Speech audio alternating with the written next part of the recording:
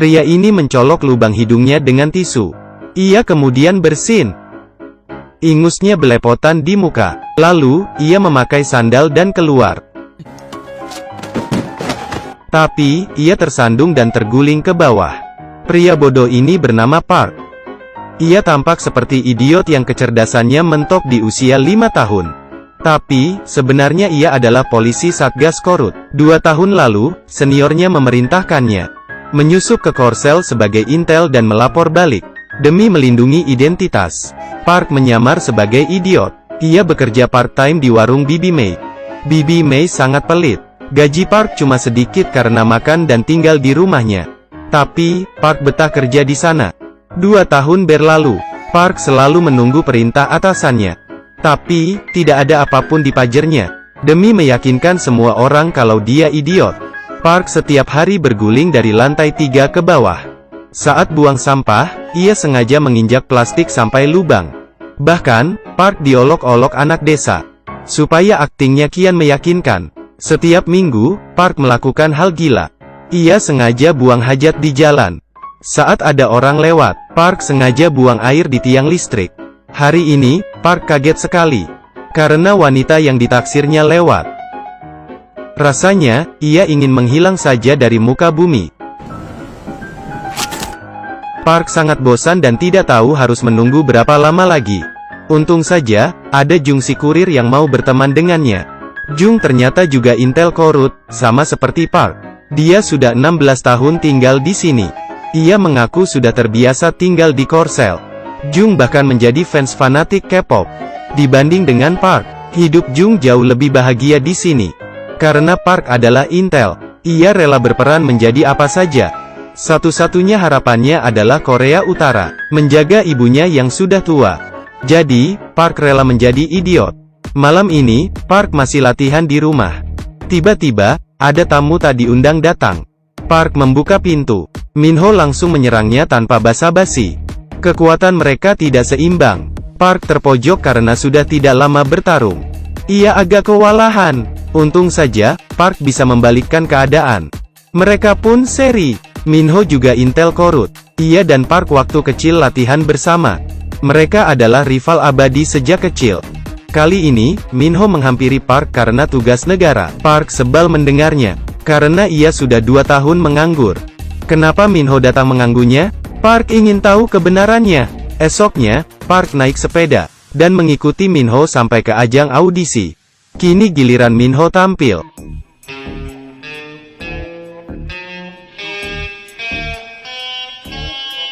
Ternyata, misi Minho adalah menjadi penyanyi rock. Minho memang tidak berbakat jadi musisi. Tentu saja ia gagal menjalankan misi. Tapi, demi menjalankan tugas Korut, Minho bertekad akan menjadi musisi rock. Melihat pertunjukan Minho yang berantakan, Park sangat senang. Tapi, mereka tidak tahu kalau Korut sedang melakukan operasi bersih-bersih intel. Yang kena pertama kali adalah Om Jung. Keluarganya tertangkap saat melarikan diri. Sekarang, ia jadi buronan Korut. Park memberinya pistol untuk bunuh diri. Tapi, pistol itu kosong. Hari ini, desa itu kedatangan murid baru. Park kaget saat melihatnya. Ternyata, bocah ini dulu adalah bawahan Park yang bernama Jim. Ia menggantikan posisi pamannya sebagai intel. Jim dulu adalah anak buah Park. Sekarang, dia punya satu tugas, yaitu memastikan Park dan Minho tidak berkhianat. Setelah memastikan keduanya setia, Jim mulai berbaur dengan kehidupan di desa. 3 intel tampan pun berkumpul. Mereka bersandiwara sambil menunggu misi berikutnya.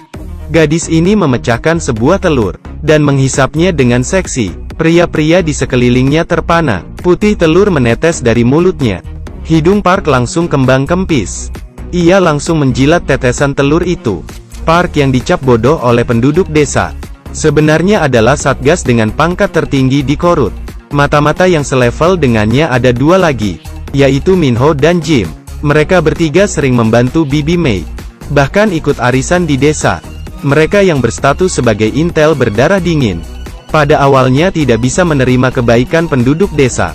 Tapi, seiring dengan berjalannya waktu, hati mereka yang dingin perlahan mulai mencair. Park selalu membohongi diri dan berkata, kalau tugas negara adalah segalanya baginya. Tapi, jauh di lubuk hatinya, dia sudah menganggap desa ini keluarganya. Di mata penduduk desa, Park adalah pria idiot. Tapi, semua orang memperlakukannya dengan baik. Saat Park jatuh sakit, Bibi Mei merawatnya sepenuh hati. Para bocah yang membuli Park juga sering minta bantuan padanya. Wanita yang suka membuat masalah dengannya juga sering curhat kalau sedang mabuk. Dia bilang dia dulu pernah punya anak, tapi anaknya diadopsi orang luar negeri. Selama 7 tahun, ia tidak pernah bertemu anaknya. Hati setiap orang di desa sebenarnya penuh dengan kebaikan. Park takut kalau ia akan kehilangan semua ini. Sudah 11 tahun ia tidak melihat ibunya. Setiap malam, ia menatap foto ibunya sambil melamun. Setiap hari, ia menulis surat untuk ibunya, yang berisi kerinduannya selama ini. Meski surat itu tidak pernah dikirimnya. Esoknya, di teras Park melihat Bu Mei sedang dimarahi preman. Park segera datang. Seperti kesetanan, ia menyergap pria itu. Tapi, pria itu malah menyikut perut Park. Melihat Park yang tersungkur, Bibi Mei tanpa takut menghampiri preman itu. Tapi, preman itu mendorongnya. Nyaris saja kepala Bibi Mei tertancap serpihan kaca. Untung saja, Park menahannya. Park mengepalkan tangan dan bersiap menyerang. Tapi, Bibi Mei menahannya. Api amarah Park baru mulai padam. Apa Bibi Mei sudah mengetahui jati dirinya? Tapi di rumah, Bibi Mei tidak bilang apa-apa. Semua berjalan seperti biasa. Tapi, anak Bu Mei marah dan menghampiri sarang preman. Begitu mengetahui kejadian siang tadi, tentu saja, dia dihajar sampai bonyok. Park ingin membantu, tapi takut identitasnya ketahuan. Kali ini, Jim memutuskan untuk membantu. Ia mematikan lampu gudang, dan mengambil beberapa sumpit, lalu melemparnya. Lampu di langit-langit mulai pecah. Berkat trik hebat dari intel kelas atas, para preman lari tunggang anggang. 3 sekawan melewati hari-hari dengan gembira. Akhirnya, perang Korut dan Korsel selesai juga. Mereka sepakat berdamai. Mata-mata pun kehilangan fungsinya. Demi mencegah kebocoran, Korut memerintahkan jenderal untuk membasmi semua intel. 오사사륙은 해체돼서 기록 한 줄을 남기질 않고 없어지게 될 거야. Park, Minho, dan Jim termasuk di tim itu. Hari ini, Park sedang berjemur santai. Pager yang mati selama 2 tahun tiba-tiba berbunyi. Si idiot ini adalah intel kelas atas. Setelah 2 tahun, akhirnya ia mendapat misi. Park tidak menyangka kalau ia mendapat vonis mati. Semua intel harap bunuh diri. Park tercengang melihat perintah itu. Minho dan Jim tidak percaya Korut setega itu. Intel yang bersembunyi di Korsel mendapat pesan ini. Demi Korut, mereka melaksanakan perintah. Tidak ada yang takut mati, karena mereka meyakini mati bagi negara adalah kehormatan. Tak ada yang ragu menarik pelatuk dan menghabisi nyawa sendiri. Park juga mempersiapkan kematiannya, tapi ia masih punya satu ganjalan di hati. Park tidak takut mati, tapi ia penasaran apa ibunya masih hidup. Sementara itu, polisi Korsel menemukan banyak orang mati bunuh diri. Di tubuh mayat, polisi Korsel menemukan chip. Ternyata, sebelum dikirim bertugas, setiap intel ditanami GPS. Demi melindungi Park, Jim tertangkap polisi. Polisi melepas chip di tubuhnya. Park akhirnya sadar kalau identitasnya sudah terungkap. Ia tidak mau bersembunyi lagi. Park pergi ke tukang cukur dan merubah tampilan cupunya. Dalam sekejap, ia berubah menjadi pria seksi nan tampan. Efek potong rambut melebihi efek operasi plastik. Lalu, ia berpamitan dengan warga desa yang ia kasihi. Park pulang ke rumah dan berpamitan dengan Bibi Mei. Bibi Mei diam saja dan berusaha menahan tangis. Ia mengeluarkan tas. Isinya adalah jas yang pernah Park pakai 2 tahun lalu. Di sana juga ada buku tabungan. Park akhirnya pergi dari sana. Ia menghampiri gedung mangkrak. Di sana, pelatihnya sudah menunggunya. Park cuma mau satu jawaban sebelum dia mati. Apa ibuku masih hidup? Tapi, pelatih tidak menjawabnya. Dan langsung memerintah ajudan untuk menembaknya.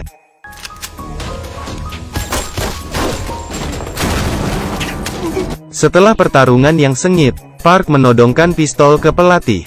Tapi, ia tidak kuasa menembak. Tapi, belas kasihnya malah dibalas dengan air tuba. Pelatih menendangnya sampai terlempar keluar gedung. Untung saja, Minho menyusul tepat waktu. Mereka berhasil kabur. Mereka mengambil senjata Om Jung yang sudah disimpan sejak lama. Om Jung melempar tas. Saat Minho membukanya, di dalamnya cuma ada batu bata. Ternyata, selama ini aku benar kalau kalian akan berkhianat. Ternyata, Om Junglah yang paling berhasil bersandiwara selama ini. Ia juga berprofesi sebagai profesor politik. Om Jung selalu menanti hari di mana Jim, Minho, dan Park berkhianat. Ternyata, dugaannya selama ini benar. Mereka mulai berkelahi. Komplotan pria kerempeng ini mana bisa melawan Minho dan Park yang kekar? Tak lama, Park dan Minho berhasil melumpuhkannya. Om Jung akhirnya menceritakan kebenarannya. Saat Park direkrut menjadi intel, ibunya langsung dipenjara. Ia sudah meninggal sejak lama. Mendengar hal ini, Park sangat terpukul. Pengorbanan yang ia lakukan bagi Korut dibalas dengan perlakuan keji. Ia merasa dikhianati negara. Minho membawa Park ke atap. Anak buah pelatih mengerubuti mereka. Teman sejati kini menjadi musuh abadi. Di tengah hujan badai, Park bertanya, 오만이를 부탁했는데 그게 그렇게 큰 부탁입니까? 너에게 조국과 오만이 어느 것이 더 중요한가? 조국에게 중요한 건 뭡니까? pelatih terdiam. Sekarang, satu-satunya cara bertahan hidup adalah bertarung. Park tidak tampak gentar menghadapi mereka. Ia bertarung mati-matian menghadapi intel lain. Tapi, Park yang kehilangan banyak darah bukan tandingan pelatih. Melihat Park nyaris tewas, Jim tiba-tiba muncul. Ia memakai baju polisi Korsel. Demi menyelamatkan Park, Jim bekerja sama dengan Korsel. Pelatih mengeluarkan granat untuk bunuh diri bersama mereka. Tiba-tiba, Minho muncul dan mendorongnya ke bawah. Granat meledak dan mereka berdua tewas. Park seperti hilang arah. Ia tidak tahu lagi apa arti hidup. Samar-samar ia melihat buku tabungan dari Bibi Mei. Saat membukanya, nama mutasi yang tadinya Park berubah menjadi anak lelakiku. Bibi Mei memberikan tabungan ini untuk Park menikah nanti. Akhirnya Park sadar kalau Bibi Mei sudah menganggapnya seperti anak sendiri. Park menangis sekencang-kencangnya. Ia menangis seperti bocah. Sekarang, jalan satu-satunya bertahan hidup adalah menyerah kepada polisi Korsel. Meski mereka dikhianati Korut, tapi mereka tidak mau kehilangan martabat. Park memeluk Jim dan lompat dari atas gedung.